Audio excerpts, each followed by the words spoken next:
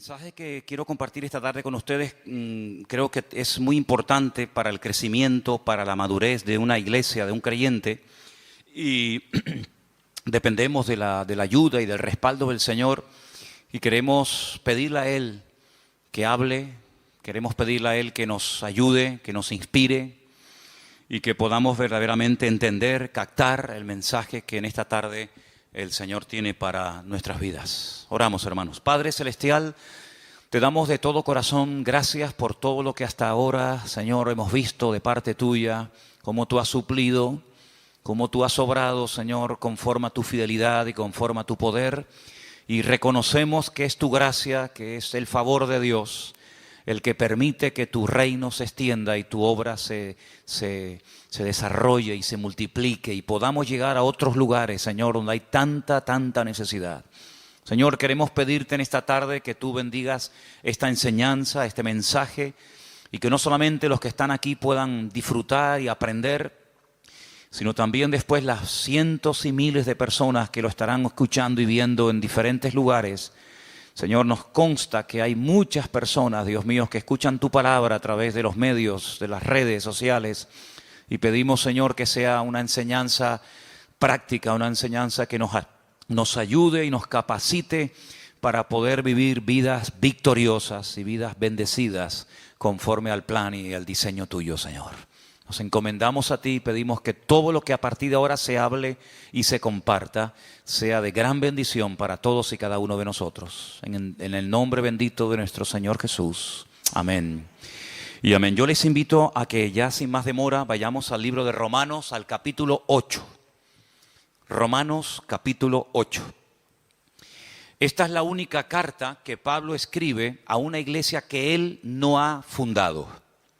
Todas las cartas que tenemos de Pablo en el Nuevo Testamento fueron después escritas a congregaciones que él las abrió personalmente. Cuando le escribe a los Corintios, las personas que van a recibir esta carta son sus hijos en el Señor espiritualmente hablando, o los tesalonicenses, o los colosenses, o los efesios, ¿verdad? También escribe cartas personales, por ejemplo, a Filemón, a Tito, a Timoteo. Pero esta es una carta que él le escribe a una iglesia que él no ha establecido, que él no ha fundado. Pero evidentemente tenía un gran conocimiento de la membresía, porque si ustedes después con detenimiento y con tranquilidad en casa leen el último capítulo de Romanos, él da una lista enorme de nombres de personas a las cuales él saluda. Por lo tanto, aunque él no ha sido, por así decirlo, el padre, el fundador de la obra, es una iglesia que conoce perfectamente porque hay una lista, ya digo, enorme de hermanos a los cuales él saluda. Así que evidentemente había una relación muy directa con los hermanos que se congregaban en la ciudad imperial, la ciudad de Roma. Dicho esto, cuando ustedes lean en algún momento la carta a los romanos, yo les voy a pedir un favor. No la lean con prisa. No la lean así diciendo y terminé de leerla, sino que léanla tranquilamente, porque es una de las cartas más profundas del Nuevo Testamento. Junto con Gálatas y también con Efesios es una de las epístolas más profundas, porque los que la iban a recibir eran de origen judío, aunque vivían en Roma, y eran grandes conocedores de la Escritura, de las Escrituras del Antiguo Testamento, se supone. Por lo tanto, Pablo escribe en un nivel con una profundidad que a menos que los que iban a recibir la carta fueran expertos y conocedores de la Escritura, no iban a enterarse absolutamente de nada. Ahora, la carta está plagada de costumbres, la carta está plagada de las famosas leyes de Roma. Para poder entender muchas cosas que Pablo enseña y dice en la carta, hay que conocer bien la cultura del Imperio Romano. Cómo vivía esa gente, cómo pensaban, cómo reaccionaban, cómo eran algunas de las ceremonias que hacía, para que después podamos entender sobre todo el capítulo 8, que para mí es el corazón de la carta de Pablo. El capítulo 8 de Romanos es un capítulo increíble. Y hay dos palabras que aparecen continuamente en el capítulo 8. Una es la palabra carne y otra es la palabra espíritu. Con la primera no tenemos problema. porque más o menos sabemos a lo que se refiere Pablo cuando dice o cuando habla de la carne. Pero con la otra palabra hay un poco de problemas por una razón, y es que en nuestro idioma, ustedes lo van a ver continuamente en la Biblia, a veces la palabra espíritu aparece con mayúscula y a veces la misma palabra espíritu aparece con minúscula. Y bueno, parece ser que cuando se refiere al Espíritu de Dios, al mover de Dios, a la presencia del Señor, pues para diferenciarlo se pone espíritu con mayúscula. Y cuando habla del espíritu humano, pues se emplea la palabra minúscula. Pero esto es un poco complicado, porque en el texto original, bien en griego, el Nuevo Testamento, o en hebreo, el Antiguo Testamento, no existe este tema de mayúsculas y de minúsculas. No existe eso. Eso es algo que para nosotros es muy importante. No es lo mismo decir Señor, y ahí mencionamos al Señor Dios Todopoderoso, o cuando decimos Señor fulanito de tal, estamos utilizando la misma palabra, pero la connotación es muy diferente. Por eso ponemos mayúscula o minúscula. Pero repito, eso en el texto original no existe, sino que hay palabras específicas para saber a qué espíritu o a qué Señor se refiere el autor de la carta. Ahora, vamos a empezar con la primera palabra, la palabra carne. Dice en el versículo 1, estamos en Romanos 8, ¿verdad? Romanos 8:1. Ahora pues, ahora, es un hecho, tiempo presente. Ahora, ninguna condenación hay para los que están en Cristo Jesús. Coma.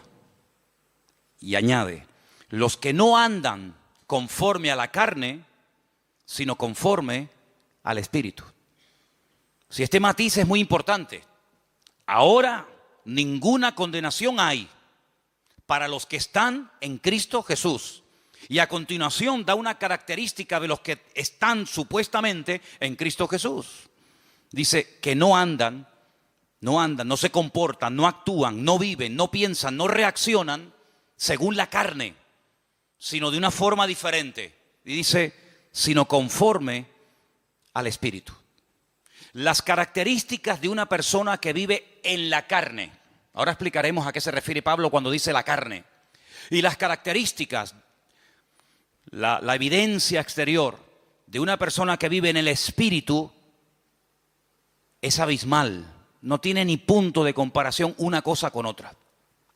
Por ejemplo, si ustedes prestaron atención a la lectura que se leyó hoy aquí, basada en Gálatas capítulo 5, el apóstol Pablo hace una tremenda diferencia entre las manifestaciones, las características, el estilo de vida de uno que vive en la carne a uno que vive en el Espíritu. Por ejemplo, él menciona más de 17, escuchen, más de 17 manifestaciones diferentes de una persona que puede vivir en la carne.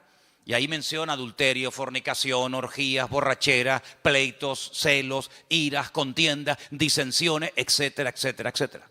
Ese es el estilo de vida de una persona que digamos que no es creyente, bíblicamente que está en la carne.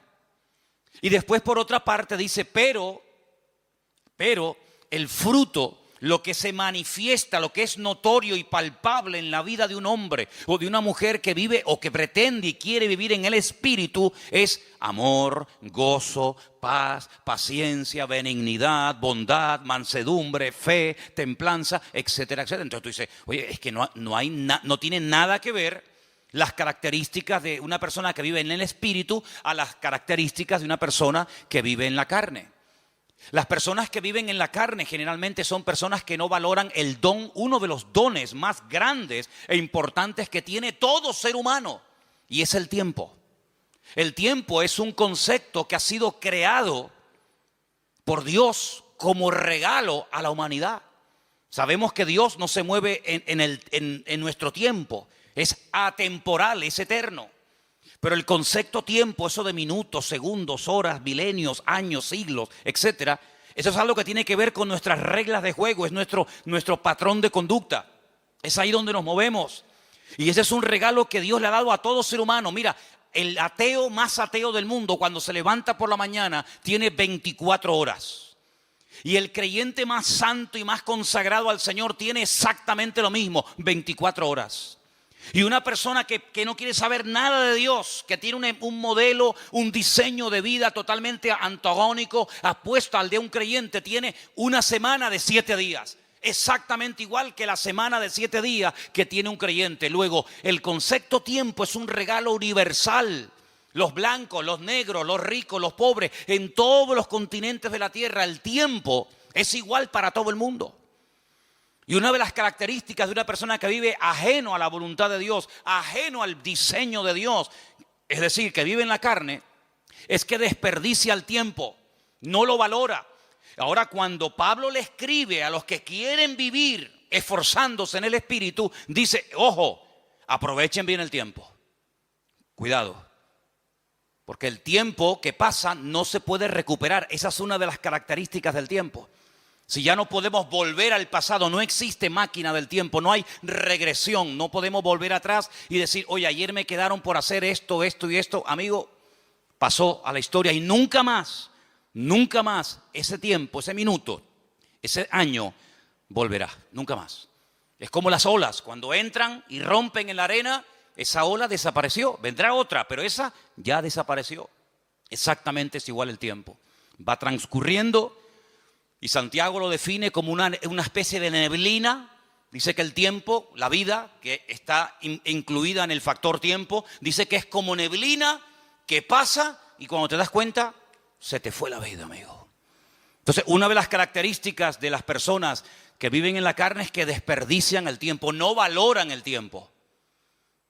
Aparte de que viven en desorden, en desobediencia, dándole lugar a todo tipo de vanaglorias, de soberbias, de vicios, convirtiéndose queriendo o sin querer, consciente o inconscientemente, en esclavos, en dependientes de cosas o de personas.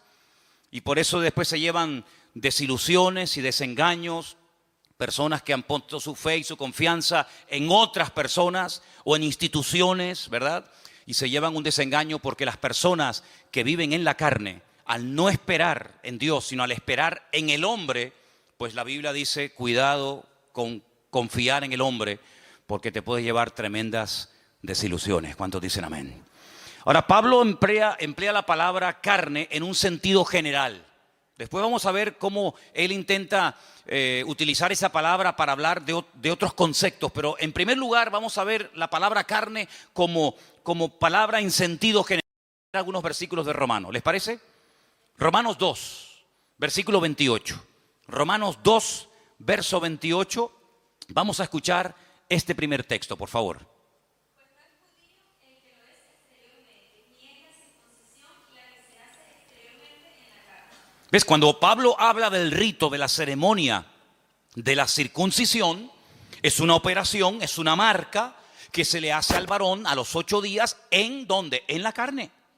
Entonces, él tiene obligatoriamente, cuando hace referencia a esa ceremonia, a ese rito, que mencionar la palabra carne. No puede mencionar otra porque es la que le cae como anillo al dedo, porque está hablando de la carne física, ¿verdad? Entonces la circuncisión, al ser algo hecho en la carne, tiene que utilizar evidentemente esa palabra. No tiene una doble connotación, sino que en ese caso se refiere literalmente a la carne, ni más ni menos. Cuando se habla, por ejemplo, de personas que vivieron en el pasado, como por ejemplo el patriarca Abraham, en el capítulo 4, verso 1, vuelve otra vez a aparecer el mismo término. ¿Lo leemos? Romanos 4, 1. ¿Qué pues diremos que halló Abraham, nuestro padre, según la carne? Sí, Abraham no es un personaje de la mitología. Abraham no es un personaje inventado de ciencia ficción, sino fue un personaje de carne y hueso. Y cuando se hace referencia al patriarca Abraham, se dice, bueno, ¿qué fue lo que encontró a lo largo de la vida el patriarca Abraham cuando estaba en carne? Es decir, cuando estaba vivo. Entonces, es un término que puede tener múltiples aplicaciones, pero en los textos que estamos leyendo se emplea en su sentido literal. Tenemos también en el caso de Cristo, nuestro Señor Jesucristo, en el capítulo 1, versículo 3, otra mención a la palabra carne. Leámosla. Acerca de su Hijo, nuestro Señor Jesucristo, que era del linaje de David según la carne. Exactamente, es decir, si analizamos y estudiamos el árbol genealógico Es decir, los antepasados de Jesucristo, familiarmente hablando, estamos hablando de personajes de carne y hueso. Entonces vemos cómo Pablo, cuando habla acerca de la parte humana, no de la parte divina, sino de la parte humana del mismísimo Señor Jesucristo, tiene que recurrir al término carne, porque Jesús no era un espíritu. Jesús no era una visión que se presentaba y se desvanecía, sino que era una persona que tenía brazos, que comía, que sudaba, que se cansaba, que necesitaba caminar para trasladarse de un lugar a otro porque vivió en carne. Y Pablo utiliza esa palabra sin ninguna doble intención, sino con la connotación literal de dicha palabra. Ahora bien, Pablo también utiliza el concepto o la palabra carne haciendo referencia a nuestra antigua vida, es decir, a lo que éramos antes de conocer al Señor. Y ahora vamos a ver cómo el término pasa de su literalidad más rotunda y absoluta a un término que hace referencia a un patrón de conducta, a un estilo de vida que nos caracterizó durante años hasta que llegamos al conocimiento de la verdad. Comenzamos con Romanos 7, versículo 5. Ahora la palabra carne ya tiene otra connotación. Escuchen el texto. Porque mientras estábamos en la carne, las pasiones pecaminosas que eran por la ley obraban en nuestros miembros, llevando frutos para muerte. Cuando estábamos en la carne, pero Pablo, cuando tú estás escribiendo la carta a los romanos, ¿qué estás en el espíritu? Ya no existe la figura, el personaje de Pablo, sí. Pero cuando él está hablando acerca de nuestra antigua vida sin Cristo, dice cuando vivíamos en la carne, ya es otra connotación diferente. ¿Me explico? Romanos 8:4, otra vez refuerza el término. Para que la justicia de la ley se cumpliese en nosotros, que no andando conforme a la carne, sino conforme al Espíritu.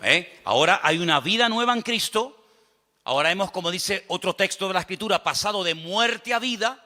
Y ahora la vida de un creyente no es seguir viviendo en la carne, sino vivir en el Espíritu. Ahora la palabra carne toma otra connotación. Hace referencia a lo que éramos antes cuando estábamos, como dice él, en nuestros delitos y pecados, sirviéndonos a nosotros mismos en vez de servir al Señor. Romanos 8:8.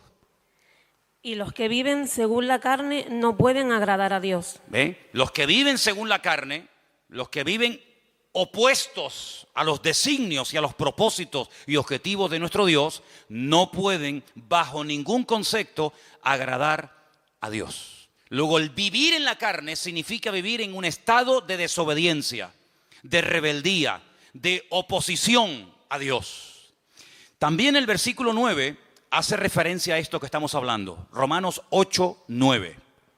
Mas vosotros no vivís según la carne, sino según el Espíritu, si es que el Espíritu de Dios mora en vosotros. Y si alguno no tiene el Espíritu de Cristo, no es de él. Es decir, la vida que ustedes viven ahora no la pueden seguir viviendo en la carne. No la pueden seguir viviendo con las características que identifican a un no creyente. Porque si ustedes son verdaderamente hijos de Dios, el Espíritu de Dios ahora está dentro de vuestras vidas y ese Espíritu os impulsa por otros derroteros a hablar de una forma diferente, a comportarte de una forma diferente, porque ahora ya no eres dominado por el ego, dominado por tus pasiones, por tus apetitos y por tus vanaglorias y tus concupiscencias, sino que ahora eres guiado por el Espíritu Santo de nuestro Dios. Y dice que una persona puede reconocer si es o no es un hijo de Dios por la forma como vive. Eso es lo que el Señor dijo, dicho en otras palabras, por sus frutos los conoceréis. Dice el Señor en Romanos 8 que los que son de Cristo son guiados por el Espíritu que guió a Cristo. Y los que no son guiados por el Espíritu de Cristo, por el Espíritu Santo, no son hijos de Dios. Aunque ellos crean que lo son. Aunque ellos se autoproclamen hijos de Dios. Porque luego hay un concepto tremendamente profundo e interesante, del cual hablaremos también esta tarde, y es el término adopción.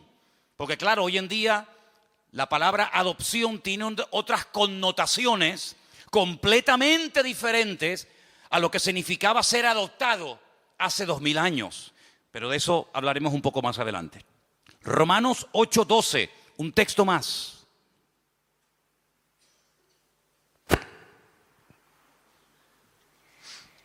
Así que, hermanos deudores, somos no a la carne, para que vivamos conforme a la carne. Muy bien, entonces hemos visto cómo Pablo utiliza la palabra carne como en sentido literal, pero también utiliza ese término cuando hace referencia a una vida de desobediencia, fuera, ajeno a la voluntad de Dios. Y no hay nadie aquí, no hay nadie, ninguno de nosotros puede decir, yo nunca viví en la carne. Porque esa es una de las características innatas del ser humano. Pablo utiliza una analogía, la carta a los Romanos está llena de analogías, comparar una cosa con otra. Y hay un momento en el que Pablo, para que podamos entender más lo que es vivir en la carne con sus consecuencias y lo que es vivir en el espíritu con sus correspondientes consecuencias, echa mano del primer hombre, echa mano de Adán. Y él dice, en Adán todos pecamos.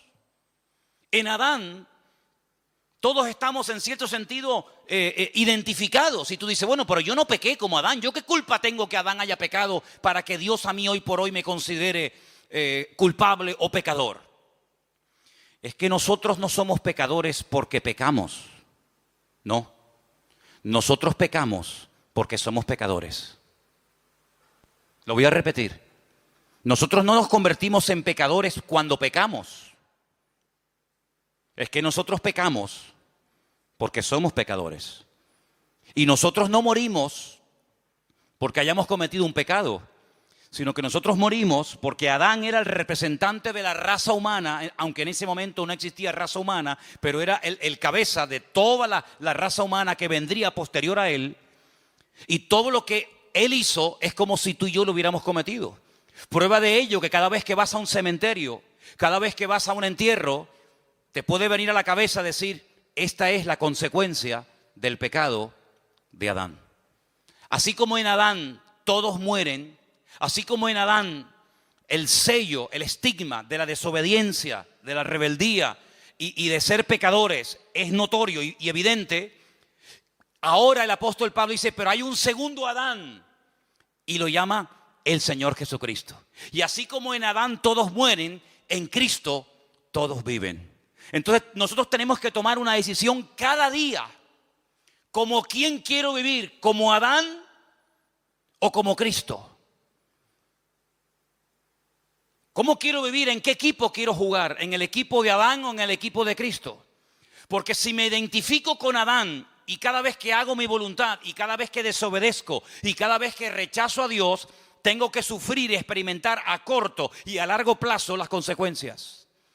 Pero si decido vivir como Cristo vivió, no te queda más remedio que tener el espíritu que Cristo tuvo a lo largo de su vida para poder vivir en victoria, como Él vivió todos los días de su vida como hombre en victoria. ¿Cuántos dicen amén? Y esto es un concepto que no nos entra en la cabeza. Porque uno dice, bueno, como Dios, no tengo ningún problema en aceptar que Dios es perfecto, ¿sí o no? Dios es perfecto, es inmutable, no hay sombra de variación. Dios no se cansa, Dios no está un día alegre y otro día triste. Dios es inmutable, Él no se cansa, Él da y no pierde, sino que Él sigue siendo Dios. Él es la fuente de la existencia misma. Pero como humano, como hombre, el Señor Jesucristo fue perfecto. Fue un niño perfecto. Y todos los que hemos tenido hijos o tenemos hijos, sabemos que nuestros hijos, como nosotros tampoco fuimos hijos perfectos, no hay un hijo perfecto. No hay una hija perfecta. Se puede comportar mejor o peor. Puede sacar mejores o peores notas. Pero no hay un hijo perfecto. Y Cristo fue hijo. Y como hijo fue perfecto. Y como hombre fue perfecto. Entonces eso quiere decir que vivió en una absoluta perfección durante toda su vida. Y en una absoluta y extraordinaria santidad. Pero porque no fue tentado. Porque si fue tentado es imposible vivir en perfección. No. Es que no tiene gracia. No tendría ninguna gracia ni ningún valor el que Cristo no haya sido tentado y viviera sin pecar, porque entonces, ¿cómo sabe si una persona ama o no a Dios si nunca es tentado? El Señor Jesucristo dice en la Escritura que fue tentado en todo, absolutamente en todo. Y ahora, todo lo que te puedas imaginar, fue tentado absolutamente en todo. Desde su más tierna infancia hasta el último momento de su existencia, tentado absolutamente en todo. Pero dice la Biblia que a pesar de que fue tentado en todo y experimentó el Señor tentaciones que jamás nosotros hemos experimentado, porque Satanás intentó por todos los medios habidos y por haber hacerlo caer y tropezar y que no cumpliera el propósito para el cual había venido, dice que nunca pecó ni se halló engaño en su boca. ¿Cuántos dicen amén? Porque el Señor Jesucristo, cuando habla acerca compara la ley con el sermón del monte, Él dice, oísteis que fue dicho. Y Él echa mano a textos del Antiguo Testamento que los conocía perfectamente. ¿Cómo no lo va a conocer? Si Él era la palabra humanada, la palabra encarnada, hecho hombre. Pero Él dice, pero yo voy más allá de la palabra. Porque vosotros condenáis y castigáis al que comete el acto. Pero yo voy más allá del acto. El que lo desea y el que lo hace en su mente sin haber llegado al acto en sí mismo, igualmente está pecando. Es decir, que una persona puede estar pecando sin moverse de la silla. Una persona sin salir de su casa puede estar pecando. Porque no solamente es el acto en sí, sino que el Señor dice, hasta con la mente podemos llegar a pecar, ¿sí o no? No solamente con el cuerpo, sino que con la mente podemos estar ahora mismo pecando. Es decir que no es que Cristo no lo pillaron nunca infragante y cometiendo un pecado y por lo tanto pueden decir fue perfecto, pero luego en su mente era terrible. No, es que ni siquiera en la mente nuestro Señor Jesucristo pecó. Y eso es un concepto que a nosotros se nos escapa porque decimos perfección, vivir en la perfección durante 33 años de su vida, siendo presionado y teniéndolo todo en contra, pues eso es lo que dice la Biblia, que Jesús nunca pecó. Es el hombre perfecto. Y cuando tú ves, por ejemplo, los evangelios, y no me voy del tema, pero cuando ves los evangelios, tú ves que son diferentes exposiciones, diferentes formas de presentar una vida tan rica y tan amplia como la del Señor Jesucristo. Por ejemplo, Mateo lo presenta como el Mesías, el que estaba profetizado en las Escrituras y las cumplió. Pero Marcos lo presenta como un siervo perfecto, obediente, sumiso. ¿Por qué? Porque los destinatarios del Evangelio de Marcos eran los romanos. Y en la mentalidad de los romanos estaba el tema de la esclavitud y todo esto. Pero cuando, por ejemplo, Juan lo presenta no como el Mesías, sino lo presenta mucho más amplio, de 7 formas diferentes, como la luz del mundo, como el verbo hecho carne, como el pan de vida, como el camino, la verdad y la vida, la vid verdadera, etcétera, etcétera, etcétera. Pero cuando Lucas, que le escribe a un griego, Teófilo, el amado de Dios, a él le escribe a un griego. Los griegos, la filosofía, la concepción de vida de un griego no era la de un romano. Tú coges a un romano y coges a un griego y sí, son 2 seres humanos, pero son totalmente diferentes. Es como si coges a un japonés y a un colombiano. Son 2 seres humanos, pero la mentalidad japonesa no es la mentalidad de un colombiano, de un venezolano, de un latino, de un español. No, para nada. Son 2 cosas completamente diferentes. La mentalidad de un griego es completamente distinta, diferente a la mentalidad de un romano. El griego busca la perfección de carácter. El griego busca la perfección en lo físico. El griego es hedonista. El griego es vanaglorioso. El griego se cuida el cuerpo. El griego es una persona exquisita en todo lo que hace. El romano es salvaje. El romano no tiene escrúpulos. El romano es avasallador. El romano no tiene educación. No es diplomático. El romano es mente de imperialista. Mente de que aquí mando yo y tú te callas. Y si te tengo que matar, te mato y punto.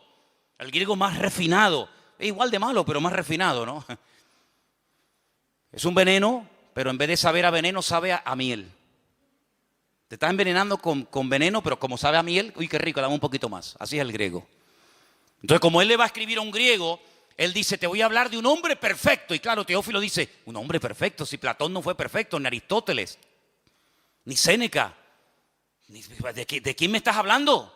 ¿De quién me estás hablando? De Jesucristo. el Hijo de Dios, y lo presenta como el hombre perfecto. Así que Cristo nunca vivió en la carne, ni siquiera cuando dormía su subconsciente le traicionaba, jamás. Fue perfecto en espíritu, alma y cuerpo. Entonces lo que Pablo intenta en el capítulo 8 de Romanos decirle: hermanos, ahora nosotros hemos pasado de muerte a vida. Nuestra antigua vida estaba caracterizada por vivir en lo que él llama la carne. Pero ahora voy a enseñarles un nuevo modelo de vida. Vamos a vivir en el Espíritu. Pero en el Espíritu con mayúscula o en el Espíritu con minúscula. En el Espíritu Santo de Dios. En el Ruach HaKodesh. No en el Neuma. Sino en el Ruach HaKodesh. En el viento recio de Dios. En el Espíritu de Dios. Porque ese fue el Espíritu que habitó en Cristo. El que hizo que su madre quedara embarazada. Y el que lo ungió y lo capacitó durante toda su vida, hasta que él llega un día a Nazaret y dice: el Espíritu de Dios está sobre mí. Y él es el que me unge, él es el que me capacita para poder cumplir con el objetivo por el cual fui enviado por mi Padre: dar vista a los ciegos, vendar a los quebrantados de corazón, a pregonar el año de la buena voluntad del Señor, etcétera, etcétera. Cuando el Señor asciende a la gloria, ese espíritu que habitó en él durante toda su vida, y sobre todo de una forma mucho más contundente a partir del bautismo, porque dice que cuando era bautizado descendió sobre él como forma corporal el Espíritu de Dios. Cuando él se está despidiendo de sus discípulos, él dice: yo os noto tristes. Claro, ustedes se han acostumbrado a estar todo el santo día conmigo. Y cada vez que hay un problema, cada vez que hay una situación difícil que solucionar, ustedes siempre recurren a mí. Pero ahora ustedes se sienten como solos y con temor, porque les acabo de decir que me voy a ir, pero tengo una buena nueva que compartirles. Y es que me voy, pero no os dejaré huérfanos, sino que estaré con vosotros para siempre. Y cuando me vaya a la presencia del Padre y le enseñe mis manos y mi costado y mis pies heridos, y él quede satisfecho porque la ira, porque la justicia de mi Padre ha sido derramada y ha quedado satisfecho completamente, ahora que él me ha elevado y me ha dado un nombre que es sobre todo nombre. Ahora que ya no vamos a hablar más de pecado, porque este tema ya está zanjado y se acabó y se pagó la deuda. Ahora le voy a decir a mi Padre: Padre, mándales a ellos el Espíritu que moró en mí. Así que no os dejaré huérfanos. Rogaré al Padre para que os envíe al Consolador, para que esté con vosotros para siempre. Y escuchen: Él tomará de lo mío y os lo hará saber. Él os recordará todas las cosas que yo os he enseñado. Y no solamente hará cosas maravillosas en vosotros, que os dirá cosas que van a acontecer en el futuro para que estéis preparados, sino que Él irá delante de vosotros, y cuando prediquéis mi palabra, Él será el que convencerá al pecador de pecado, de justicia y de juicio. Y así da una enseñanza tremenda en el Evangelio según San Juan acerca de las funciones o características, el impacto del Espíritu Santo a través de la vida de los discípulos, a través de la vida de los creyentes. Y por eso Pablo, que es consciente de esto, dice: cuando una persona es guiada por el Espíritu de Dios, esa persona es de Dios. Pero cuando una persona lo oyes hablar y miras cómo vive y cómo se comporta y cómo reacciona y cuál es su estilo de vida, tú puedes darte cuenta de que no está siendo guiado por el Espíritu de Dios, porque no le importa para nada ese tema, sino que está viviendo en la carne, totalmente opuesta a la voluntad y el propósito de Dios para su vida. Y Pablo dice, escuchen bien esto, lo dice en Romanos 8: si el Espíritu de aquel que levantó a Cristo de los muertos mora en vosotros, también vivificará vuestros cuerpos mortales por su Espíritu que ahora mora en vosotros. Es decir, cuando Cristo está en la cruz, hay momentos en los que Él habla, momentos en los que Él expresa necesidades físicas, momentos en los que Él ora, momentos en los que Él pide cosas. Pero hay un momento en el que Él dice: Padre, en tus manos encomiendo mi espíritu. Y entrega el Espíritu al Padre. Y la palabra del Señor nos enseña que el Espíritu de Cristo es el que ha sido derramado en todos y en cada uno de los creyentes hoy en día. Y por eso Pablo dice, hermanos, ya no os embriaguéis con vino, en lo cual hay disolución. Antes bien, sed llenos del Espíritu de Dios, hablando, cantando entre vosotros con salmos, con himnos, con cánticos espirituales, alabando a Dios, dando siempre gracias al Señor. Y no lo contristéis, no entristezcáis, no apaguéis al Espíritu, sino antes bien, todo lo contrario. Y termina el libro, termina las Sagradas Escrituras diciendo, por si no ha quedado claro todo lo que ha dicho Pablo, Santiago, Mateo, Marcos, Lucas, Juan, etcétera, el que tiene oídos para oír, que oiga lo que el Espíritu todavía le tiene que comunicar a la iglesia. ¿Cuántos dicen amén? Esto es algo tremendo, porque la vida de un verdadero creyente ya no puede estar guiada por la carne, por sus pasiones y deseos, sino tiene que ser guiada por el Espíritu de Dios. Ahora, como el hombre no nace salvo, como el hombre no nace siendo hijo de Dios, como el hombre ya viene condenado por el pecado de Adán, por el estigma del pecado de Adán, se tiene que producir algo milagroso en el ser humano, y que es la adopción. Y hablemos de la adopción. Quiero que vayamos a Romanos, capítulo 8, del versículo 12 en adelante, y dice así, Romanos 8, versículo del 12 en adelante. Así que, hermanos, somos deudores, no a la carne, para que vivamos conforme a la carne. Porque si vivís conforme a la carne, moriréis. Mas si por el Espíritu hacéis morir las obras de la carne, viviréis. Porque todos los que son guiados por el Espíritu de Dios, estos son hijos de Dios. Pues no habéis recibido el espíritu de esclavitud para estar otra vez en temor, sino que habéis recibido el espíritu de adopción, por el cual clamamos, Abba, Padre. El Espíritu mismo, escuchen bien esto es tremendo. El Espíritu mismo da testimonio a nuestro espíritu de que somos hijos de Dios. Y si somos hijos, también herederos. Herederos de Dios, coherederos con Cristo, si es que padecemos juntamente con Él, para que juntamente con Él seamos glorificados. Ahora, la ceremonia, el acto de adopción en el Imperio Romano hace 2000 años era algo muy profundo, muy complicado y lleno de una ceremonia y de una parafernalia increíble. No es como hoy en día que dices quiero adoptar un niño y con dinero te vas a la China o te vas a un sitio y adoptas a un niño y te hacen una especie de test psicológico y ven si tienes los requisitos, si tienes la economía para hacerlo, etcétera, etcétera, etcétera. En el Imperio Romano, ¿cómo se adoptaba una persona? ¿Qué se hacía? Primeramente, había dos procesos. La palabra es mancipatio, la primera etapa de la adopción, y la segunda es vindicatio.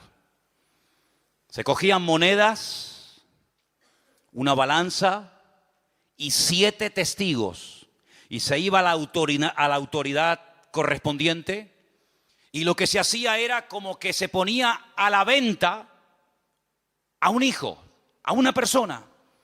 Entonces se decía, vendo a fulanito de tal. La persona con esas monedas las pesaba en la balanza y lo compraba. Volvía a hacer exactamente la misma ceremonia en ese momento o en otro momento o lugar. Lo ponía a la venta, lo subastaba y llegaba un momento en el que él pujaba otra vez y lo volvía a comprar.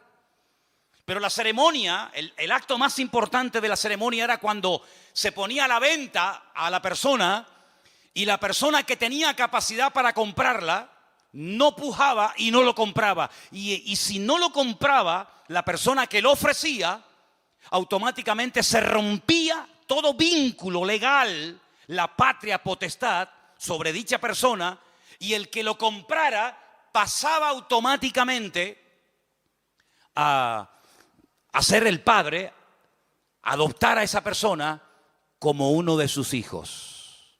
Estos 7 testigos, en el caso de que muriera el que había hecho la venta y el que había hecho la compra, estarían siempre preparados para presentarse ante las autoridades pertinentes de la época para decir, no, yo fui testigo de que este hombre vendió el día tal en tal lugar a fulanito de tal y esta persona pujó por él y lo compró por tal cantidad. Y entonces, ¿qué ocurría a partir del momento en el que una persona adoptaba, compraba? Porque la adopción no era por sentimiento, sino que había que dar un precio muy elevado para poder comprarlo.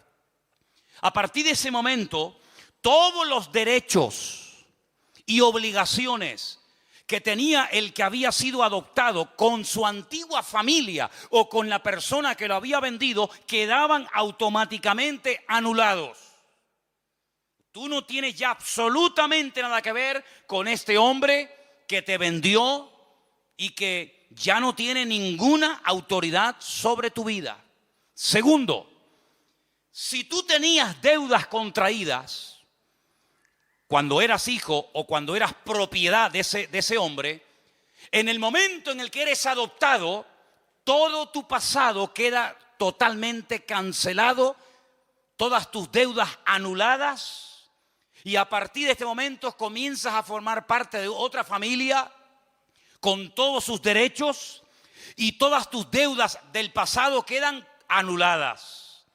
Y a partir de este momento legalmente eres considerado heredero legítimo de ese hombre que te ha adoptado como padre o te ha comprado para él. Y finalmente, si ese hombre que lo había comprado o adoptado tenía más hijos, estos hijos legítimos, nacidos de su esposa, no podían en ningún momento anular el acto de adopción que previamente se había establecido. Conociendo la ley romana, conociendo todo este proceso y toda esta parafernalia de la adopción, el apóstol Pablo dice, nosotros pertenecíamos a un dueño terrible que nos tenía la vida amargada. Éramos esclavos del pecado. Pero no mires el pecado como el problema. El problema no solamente era el pecado. El problema era el que estaba detrás de los pecados. Y era nada más y nada menos que el príncipe de las tinieblas, Satanás mismo. Él era nuestro dueño, el que controlaba nuestra vida, el que dirigía nuestras emociones y sentimientos, el que hurtaba, mataba y destruía nuestra vida en momentos puntuales, en unas ocasiones más y en otras ocasiones menos. Y llegó un momento en el que alguien pujó por nosotros. Llegó un momento en el que alguien nos quiso comprar. Y nos compró a precio de sangre. Su propia sangre. Y el que nos compró se llama Señor Jesús. Y ahora lo mismo que Él va a heredar, vosotros también lo heredáis juntamente con Él. Porque ahora no solamente sois hijos adoptivos de Dios, sino que ahora sois coherederos con Cristo juntamente con Él. Pero había 7 testigos que en cualquier momento podían ser llamados para testificar de que eso se había producido. ¿Y dónde están esos testigos? Pablo dice, el Espíritu Santo es el que da testimonio de que ahora somos hijos de Dios. Es decir, la misma presencia del Señor está dentro de nosotros, no solo con nosotros, sino en nosotros, y da testimonio a nuestro espíritu que lo que se ha producido no es un cambio pasajero y un cambio simplemente de imagen, sino un cambio en el mundo espiritual. Hemos pasado en fracción de segundo de muerte a vida. Y por eso cuando hablamos de la conversión es algo tan profundo. Conversión, convertido a Cristo, es mucho más. De hecho, no tiene nada que ver con venir aquí o no venir aquí. Hay gente que puede estar viniendo aquí y no son salvos. La salvación no es cambiar de iglesia, cambiar de religión, cambiar de imagen, sino es cambiar por dentro. Y el único que nos puede cambiar por dentro es nuestro Creador, el que nos hizo, pero no solamente nos hizo y nos creó, sino que además nos compró y nos adoptó como hijos suyos en su familia. ¿Cuántos dicen amén? Y ahora el Espíritu de Dios nos anhela celosamente. Y es el que ahora nos guía. Es el que dice la Biblia en Lucas 12:12, Él os enseñará en la misma hora lo que debéis decir.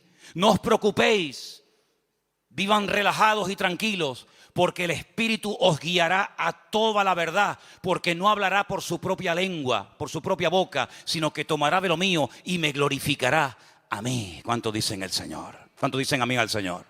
Así que, amados hermanos, en esta tarde tenemos que tomar una decisión, pero radical. ¿En qué equipo queremos jugar?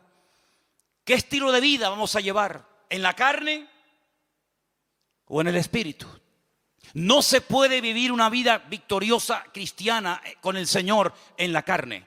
Porque la vida cristiana es una vida, humanamente hablando, y soy muy claro en esto, totalmente imposible de vivir. Porque la vida cristiana es sinónimo de querer vivir, de querer o de pretender vivir según la vida que Cristo vivió. ¿Qué es la vida cristiana? Vivir como Cristo vivió. ¿Y quién es capaz de vivir como Cristo vivió? Sin pecar nunca, sin desear nada malo, sin tener nada malo en el corazón, sin tener tendencia al pecado, sin mirar lo que no hay que mirar, sin desear. Es imposible, porque somos carne y hueso, decía el patriarca Abraham, soy polvo y ceniza. Por eso Pablo descubrió un secreto tremendamente profundo de nuestra relación con Dios. Y es decir, lo que tenemos que hacer cuanto antes es morir. Porque un muerto no crea problemas. Los que crean problemas son los vivos. Los muertos no dan problema. El muerto al hoyo y el vivo al bollo. El muerto no da problema, no critica, no se desanima, no se deprime, no cambia de religión. El muerto se murió y punto. Ya no habla, ni siente, ni padece. Y por eso Pablo dice, ya no quiero vivir más yo, sino ahora quiero que mi estuche llamado cuerpo, llamado carne en el sentido literal, sea el medio por el cual el Espíritu de Dios que ahora mora en mí nos lleve a hacer y ejecutar todos los días de nuestra vida la voluntad de nuestro Dios. ¿Cuántos dicen amén? Eso es lo que Pablo intenta explicar en Romanos 8. La vida en la carne es así.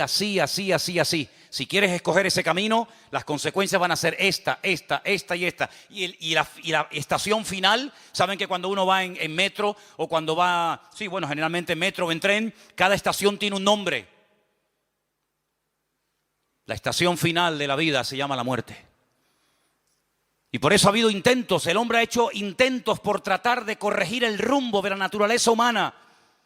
Y algunos dijeron a lo largo de la historia de la humanidad, cuando la humanidad sea culta, cuando todo el mundo sepa leer y escribir y tenga un alto nivel de cultura y de preparación y de conocimiento, ya no habrá odios, ni guerras, ni venganzas, ni muertes, sino que el hombre que sea culto y el hombre que tenga un nivel intelectual alucinante, pues se dará cuenta de que en la guerra nadie gana, sino que todos pierden. No me digan. La gente más sabia y culta de Europa fueron los que crearon una guerra donde murieron más de 65 millones de personas. Y era el país más culto y con más conocimiento que jamás ha existido. Así que se demostró que no es el conocimiento ni el saber lo que hace que el hombre no peque. Entonces otro dijo, no era ese el camino. El camino es que todos sean iguales. Porque así se evitan las envidias y los celos. Tú tienes más, yo tengo menos. Tú eres rico, yo no llego a fin de mes. Tú tienes un cochazo, yo tengo que ir caminando. Cuando todo el mundo sea igual, no haya propiedad privada y todo sea de todos, entonces el hombre será feliz. Ya. Vamos a intentarlo. Y los que inventaron esto dijeron, vamos a probarlo. Y tuvieron 70 años. Primeramente para probar en su tierra, más aparte a donde las exportaron. La utopía de que cuando todos seamos iguales, se acabarán las envidias y los celos y las vanaglorias. Y fue un auténtico fracaso. Pero el Señor dijo algo. No vamos a hacer que todos sean iguales porque eso es imposible.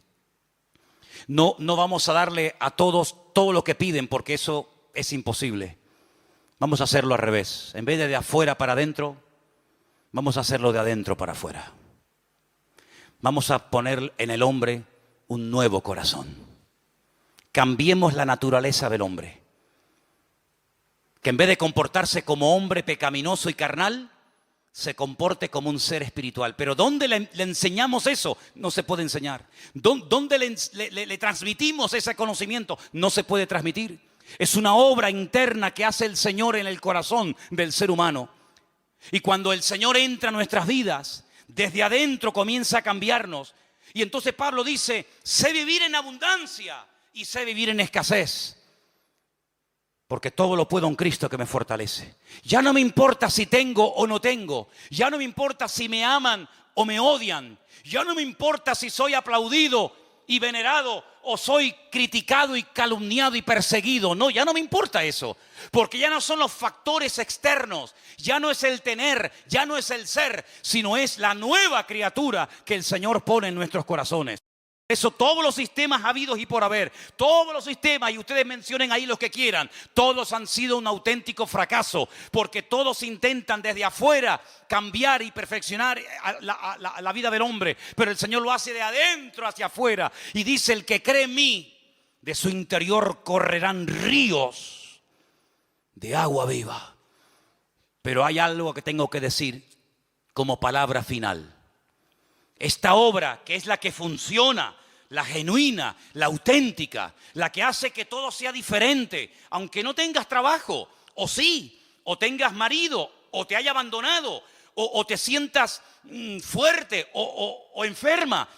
Esta obra perfecta, que es cuando el corazón es cambiado, cuando el Espíritu de Dios entra en el corazón y dice que lo convierte de carne a un corazón, de piedra a un corazón de carne. Cuando te circuncida el corazón, esta obra, que es la que funciona y perdura, hay un factor para que funcione que es de vital importancia, y es la voluntad humana.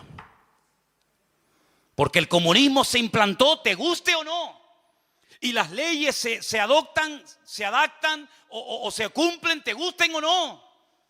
Pero esta ley divina que transforma la naturaleza del hombre no se puede llevar a cabo si el hombre se cierra, dice, no me interesa. Quiero seguir viviendo a mi manera. Y el Señor, como se ha sujetado a nuestras reglas de juego, cuando se come una ficha en el parchís, ¿cuánto se cuenta? 20. Y cuando se mete la fichita dentro de casa, 10. Y cuando te salen 3, 6, a casa. Son las normas. ¿Sí o no? Pues el Señor dice, ustedes han creado unas normas ajenas a mi palabra, y una de las normas que ustedes tienen es que se creen autosuficientes. Está muy bonito, muy interesante. Esto le viene bien a este que es un pobre desgraciado, que le viene bien para cambiar, pero yo no. Yo nunca he sido drogadicta, yo nunca he sido mala persona, yo he sido una buena madre, yo soy un buen padre, una persona trabajadora, yo he sido siempre una persona honrada, yo. Yo a ti sinceramente no te necesito para nada. Tú si quieres ayuda a toda esta maraña de desgraciados y de enfermos y de tarados y de no sé qué, pero yo no, porque yo soy la reina del mambo, el tapón del océano. Y cuando una persona llega a ese nivel de vida y hablar así, ha llegado a una ceguera tan tremenda que ya no te das cuenta de lo mal que estás. Y has cruzado una línea muy peligrosa, y es la de no querer arrepentirte. Y cuando no te quieres arrepentir, Dios no se mete donde no lo llaman. Entonces, para que todo esto funcione a la perfección, lo que tenemos que hacer es decir, Señor, perdóname. Porque el único pecado que Dios no perdona es aquel por el cual no se pide perdón. Si usted no pide perdón por su pecado, Dios no le puede perdonar. Pero en esta tarde se ha predicado la palabra, se ha sembrado la palabra en tu vida y en tu corazón. Y quiero que con nuestros ojos cerrados un momentito escuches estos últimos textos, estos últimos versículos, y que los tengas presente en esta tarde en tu vida. Primera de Juan, nos lo va a leer nuestra hermana. No améis al mundo, ni las cosas que están en el mundo. Si alguno ama al mundo, el amor del Padre no está en él. Porque todo lo que hay en el mundo, los deseos de la carne, los deseos de los ojos y la vanagloria de la vida, no provienen del Padre, sino del mundo.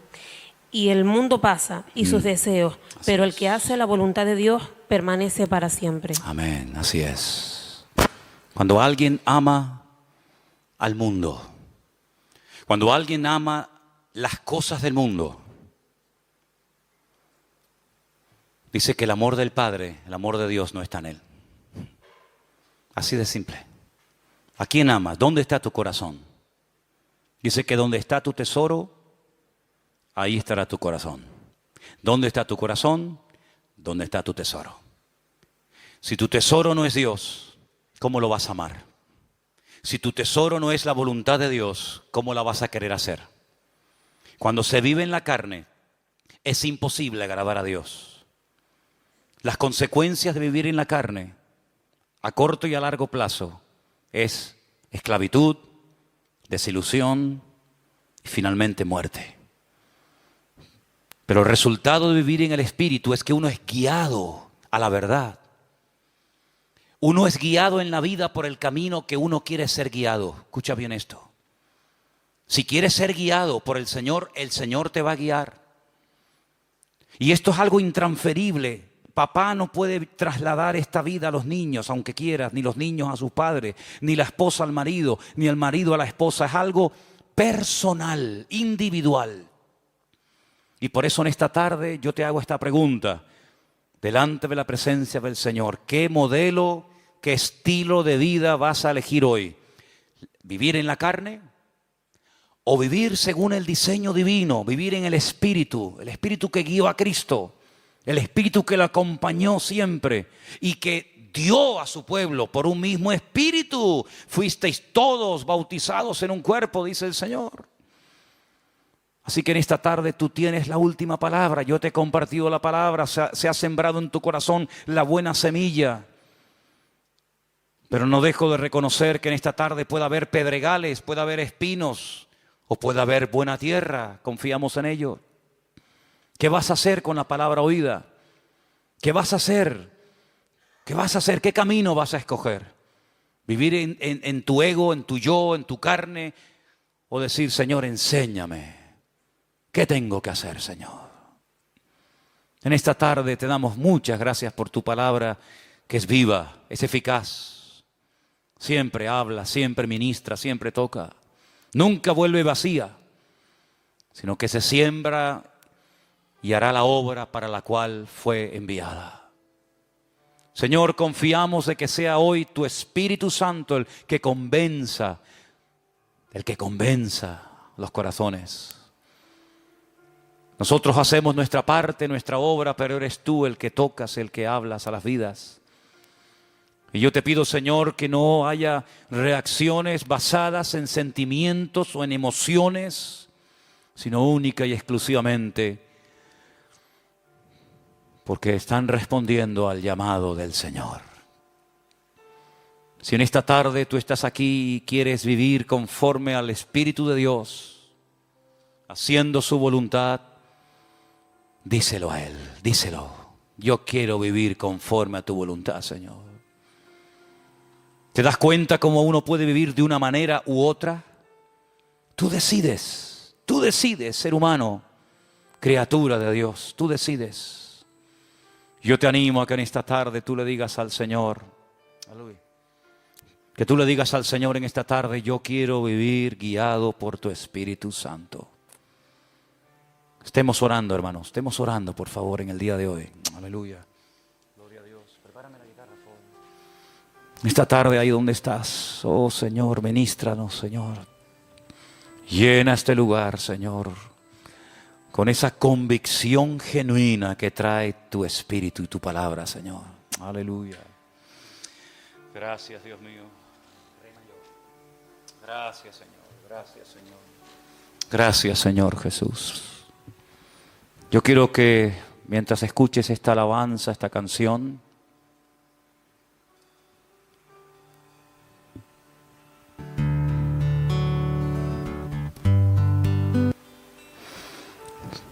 tú estés dejándote tratar por la presencia del Señor.